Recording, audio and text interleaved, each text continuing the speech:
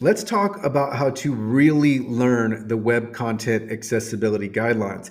And I emphasize the words really learn because here we're going beyond just skimming through a checklist or reading through parts of a guide or going back and forth with AI and asking what different success criteria mean.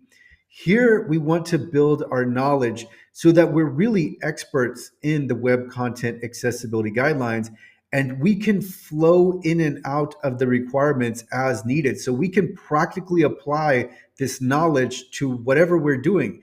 And you don't have to be an accessibility professional. We know the demand is here. So this is something that really all web developers should be learning. Same for web designers and content managers, social media managers, etc. So the web content accessibility guidelines are absolutely fundamental to not only web accessibility, but their principles apply to all of digital accessibility. So software, documents, native mobile apps, etc. So that's why it's so important that we learn WCAG. But as you are learning, it is so helpful if you go through it the right way the first time, because now you'll be able to save so much time. Whereas if you don't go through this the right way, you're going to have to go back and forth more than you otherwise would. So let's go over this graphic I have on the screen with me. There are three columns, and in the first column, we have the start column.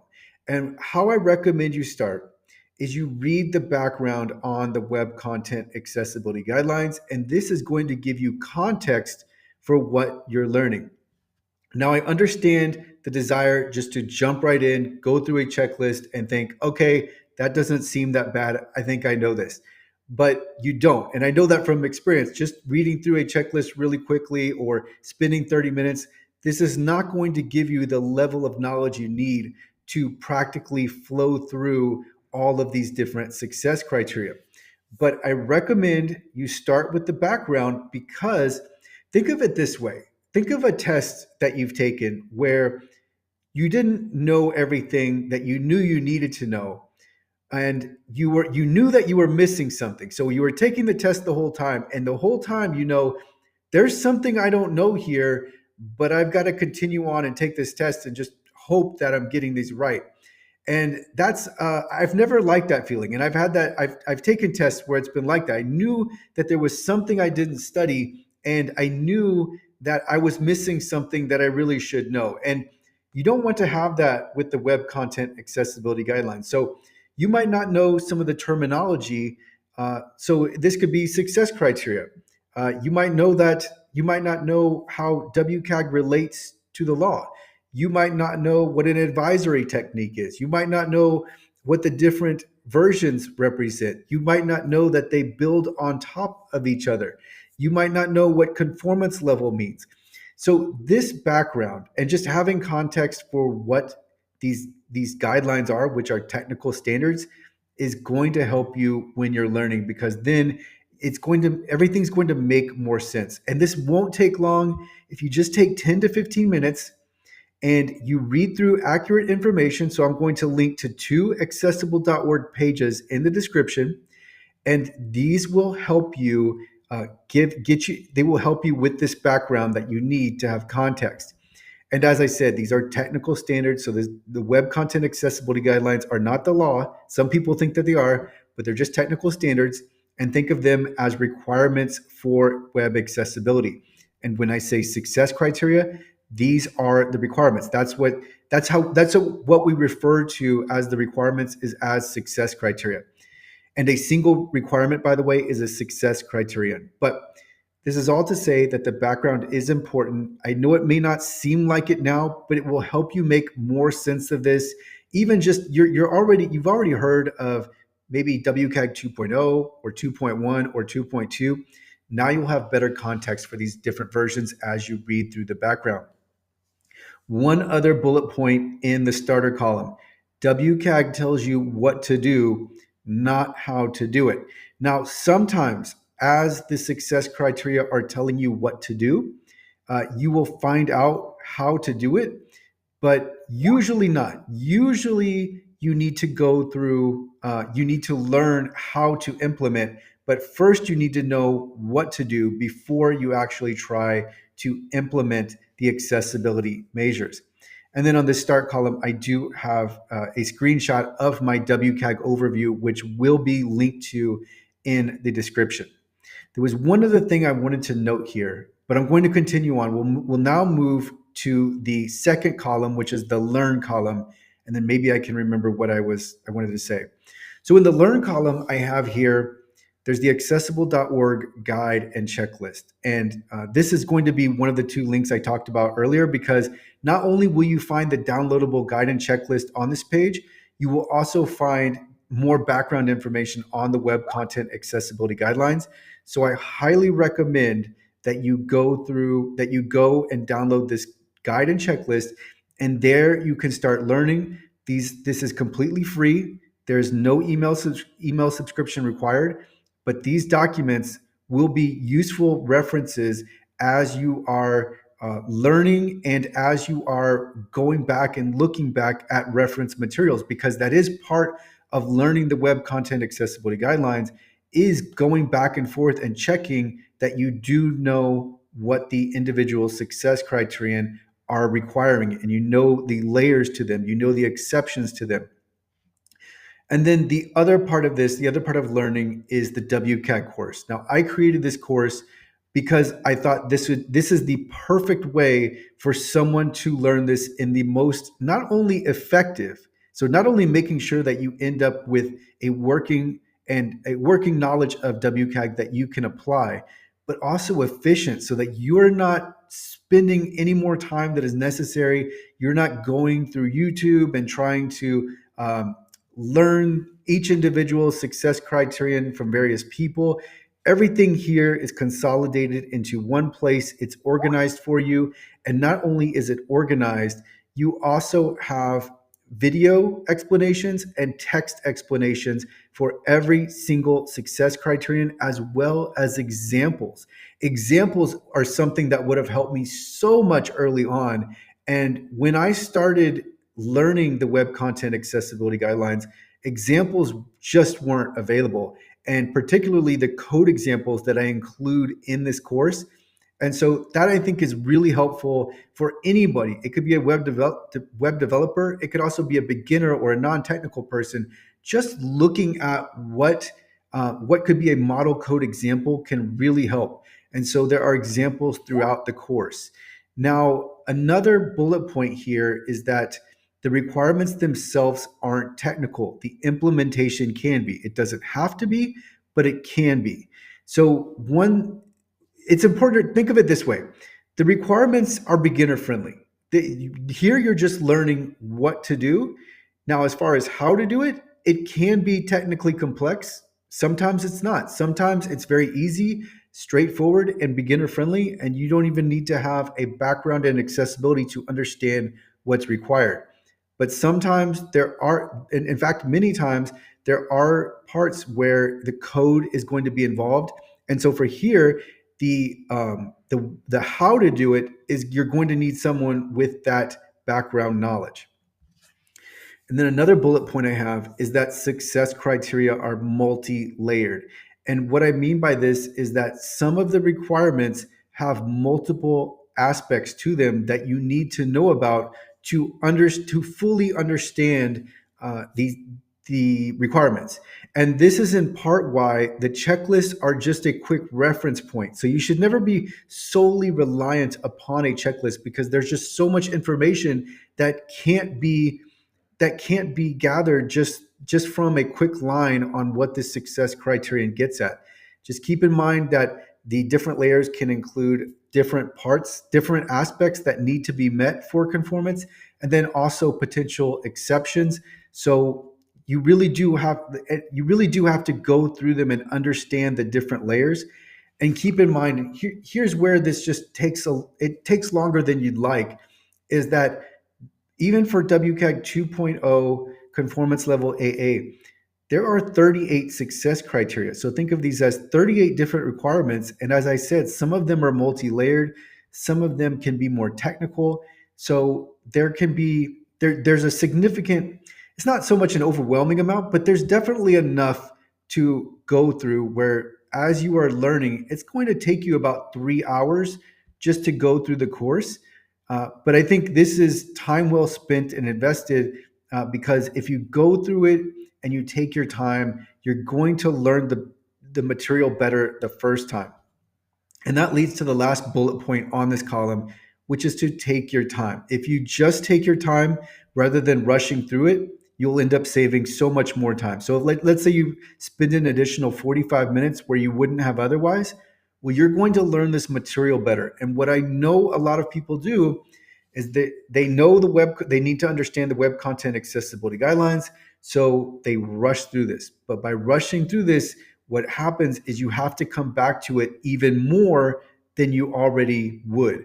So you will need to reference the materials, but if you go through it really quickly, you will miss things. And it's really easy to start accelerating as you go through the lessons, as you go through the success criteria, because some of them are very intuitive, and you start thinking, oh, closed captions, got it. Oh, alt text, got it. And you start thinking like, oh, this isn't that hard at all. Like, it's just these are commonsensical things. But if you don't really read through success criterion 1.1.1, you'll miss important details. And by the way, 1.1.1 is the success criterion that involves alternative text. But there are so many layers here, layers involved, especially when you start stacking all of the success criteria. When we look at 2.1 AA, there are 50 success criteria, and those include the 38. So there are 12 new introduced in WCAG 2.1 conformance level AA. So this is all to say that if you just take your time, you're going to understand this much better and have a working knowledge and be able to flow through the success criteria sooner than if you had gone faster than you were absorbing the material.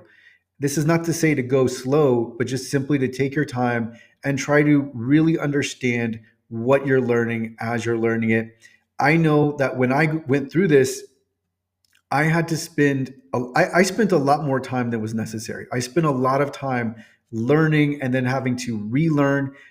First of all, I don't remember things all that well anyways, but a lot of the success criteria just weren't syncing with me.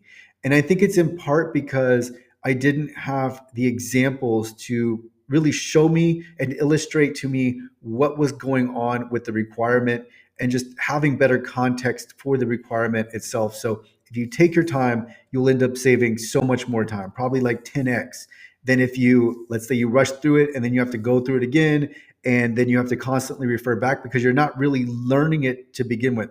So if you just dedicate yourself to this and spend the extra time, it's going to be worth it. And then so the last column here I have is master. And by the way, in the learn column, I have another screenshot, and it's of the WCAG course. And here you can see there's a WCAG course preview. I will link to the WCAG course in the description for this video. Now we're moving on to the master column. And here we have a screenshot of a lesson in the course. And this lesson is actually 1.1.1 non-text content. So one nice thing about the course is there's a lesson for every single success criterion. So that way you can focus in on one at a time. There is video, there is text, there are resources where applicable, examples where applicable. And what I recommend is after you've gone through the resources, that you actually read the official success criterion. So you read the language from the W3C documentation. And what you will find is that it's been translated for you in the guide, in the checklist, in the course. That's all been translated for you because the actual documentation is very technically worded and very difficult to extract meaning from. So if you read through the official documentation and you understand it, then you've got a really good feel for what is being required. But as you try to get to a mastery level, what you will find yourself doing is you'll be referring back to the checklist and guide and course. And that is because these really are reference materials for you to fall back on should you not feel fully confident in your knowledge of a given success criterion, or should you just, let's say you don't remember the exception for one, or you know there are multiple layers, but you can't remember one of the layers for the success criterion. So you'll have these to refer back to, and I recommend going back and forth. So after you've got to the point, let's say you spent 5 hours just learning the material, you took your time, you went through the background information, you went through the guide, you went through the checklist, the information is starting to sink in, right? It sinks in over time. This is why when we read a book, even when we read a book and we think we understand it, if we read through it again, we find out there are so many more details and so much more information that we didn't absorb the first time. So this is why we're going to go back and we'll refer naturally and organically. But one distinction here, I mentioned, if you don't go through and study right the first time, you're going to have to do this even more than you already would, because you won't be so much using the materials as a reference point. You'll be using them as an initial learning point because you won't remember what you learned at all. So that just means you have to go back and forth even more. But when you go back and forth, the repetition is going to help it sink in. And then what you want to do, and you want to do this all along, but I have this as the next bullet point: put WCAG into practice. So think about, well, what accessibility issues exist on my website? Well, let me go find some, right? Go look, and let's say you're the social media manager. Well, what accessibility issues could exist on this various content that I'm creating or uploading or adding, and how do I make it accessible? And then so you can go back to those success criteria and look into what you need to do. So I have what issues exist or might exist on your website. So even if you don't know an issue exists, where could one be? So let's say you're a developer. Where could an accessibility issue exist? Now you can know, okay, look, I need to go to these form fields. Every time there's a form field, I need to make sure that there are programmatic labels for each form field. And I need to make sure they are properly associated, and so many other things. So this is where you start to apply this knowledge. And as you apply it, and as you refer back to the reference materials, and by the way, you'll have lifetime access to the WCAG course. It's a one-time purchase, not a subscription. But as you go back and forth, what you will find is that you are putting it into practice and you are gaining experience. And this is really going to accelerate your working knowledge, and then you'll arrive at mastery sooner rather than later. And what you'll notice is that as you start to master the web content accessibility guidelines, you will know the exact success criterion that's in play. And this is not something where I ever set out to memorize anything, but as I've gone through the web content accessibility guidelines more and more, what I've realized is that I've memorized almost all of them, because I've gone through them enough times. Once you go back and forth, that really is the key, is the repetition. But we want to make sure our repetition is not hollow. It's that we have a strong basis even when we're checking our work, or we're just making sure. So this way we're not having to relearn everything, but we've already got a strong grasp. We're just making sure, and we're just going back and checking. And so this is how you really learn this. And this is so important, because so much of the digital world now is not even so much, but all of the digital world needs to be accessible. And we see the mandates coming through with existing laws and regulation that are on the horizon. So this will be something that everybody who works in the digital world needs to know about, and the web content accessibility guidelines are going to be fundamental to it all. So I recommend you go through in this progression, and I recommend that you just start with the background, and I'm going to include links to everything that I've discussed on this graphic. If you want to go directly to the WCAG course, you can enter WCAGcourse.com, and that will forward you directly to the course. And then also just remember, there's accessible.org/WCAG, and that's a really nice resource center. There's even an interactive table where you can see the different roles associated with different success criteria. So I've worked through this. I've spent hundreds of hours on the web content accessibility guidelines, creating content, learning, trying to not only create content but create reference materials. And I've packed the WCAG course with everything I can think of to not only help you learn but help you implement accessibility into your processes. So one nice thing, and you can download the guide on accessible.org/WCAG. One nice thing is I have the success criteria organized. You can organize them by roles, or I'll have the roles associated with the different success criteria that they involve. And sometimes it's more than one. Sometimes it can be the content manager and the developer. Other times it might just be the designer, etc. So really the point here is that I've gone through this enough. I know the best way to approach this. This is what I highly recommend to you. I think it will save you a lot of time, and I think you'll learn the material better if you choose this approach. So I will link to all of these resources in the description.